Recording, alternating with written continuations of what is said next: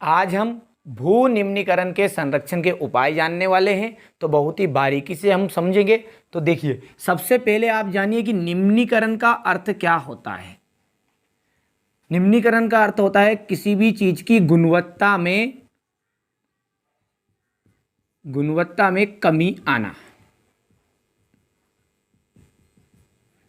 देखिए, गुणवत्ता में कमी आना, ये क्या कहलाता है? निम्नीकरण। अब भू है तो यानी कि भूमि की जो गुणवत्ता में कमी आएगी तो उसे हम कहेंगे भू निम्नीकरण। मतलब गुणवत्ता में कमी किस तरह की? उपजाऊपन में उसकी कमी आएगी, वह दूषित होगी, प्रदूषित होगी, बंजर जैसी बनेगी, इसे ही कहेंगे हम भू निम्नीकरण। अच्छा, इस भू निम्नीकरण को बचाने के उपाय, संरक्षण का मतलब है उसको सुरक्षा करना यानी कि बचाना। तो इसके बचाने के उपाय कौन कौन से होते हैं? सबसे पहले तो आपको अधिक से अधिक पेड़ लगाने चाहिए। सबसे पहला जो उपाय है वहां क्या है? अधिक से अधिक पेड़ लगाने चाहिए। तो लिख लेते हैं, अधिक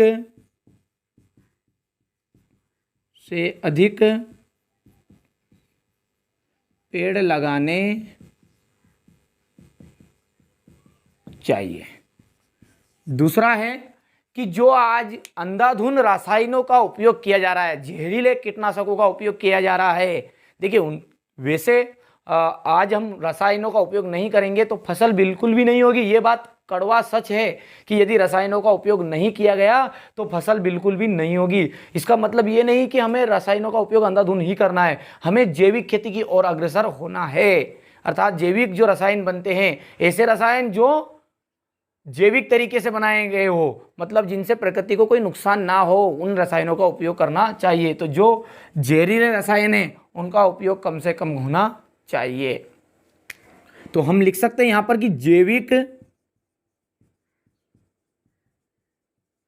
खेती को बढ़ावा देना चाहिए। और चाहे तो तीसरा पॉइंट भी आप लिख सकते हैं कि जहरीले रसायनों का उपयोग कम से कम करना चाहिए।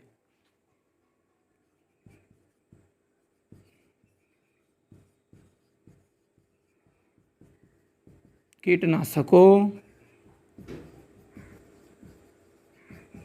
का उपयोग कम से कम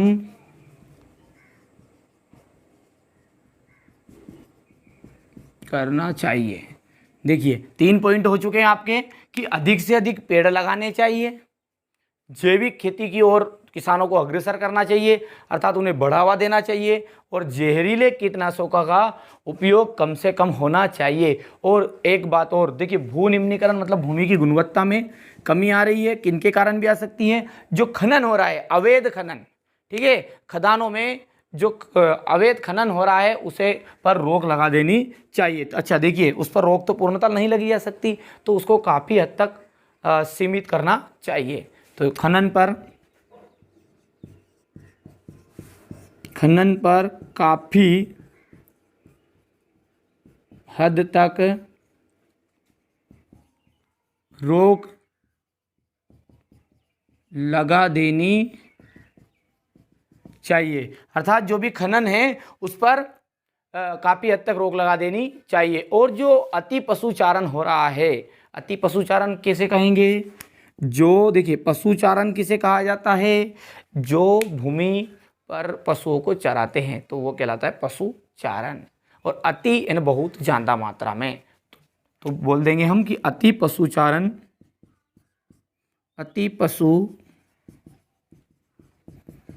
को कम करना चाहिए। और वैसे वो आज के ज़माने में पशुचारण बहुत ही कम हो गया है। तो ये मैंने 5 पॉइंट आपको बताए। अधिक से अधिक पेड़ लगाने चाहिए, जैविक खेती को बढ़ावा देना चाहिए, जहरीले कीटनाशकों का उपयोग कम से कम करना चाहिए, और खनन को काफ़ी हद तक रोक लगा देनी चाहिए, और अति पशुचारण को कम करना चाहिए। और जो वन है उनको एक श्रृंखला में लगानी चाहिए, उसे बोलते हैं रक्षक मेखला बनाई जानी चाहिए। तो हम बोलते हैं वनों की रक्षक, वैसे पॉइंट हो चुके हैं आपके, पर ये भी समझ लीजिए मेखला बनानी चाहिए। अब रक्षक मेखला क्या है?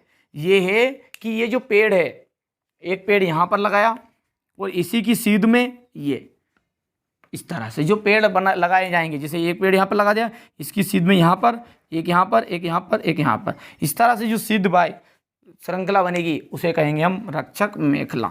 ठीक है, तो ये थे आपके भू निम्नीकरण के संरक्षण के उपाय।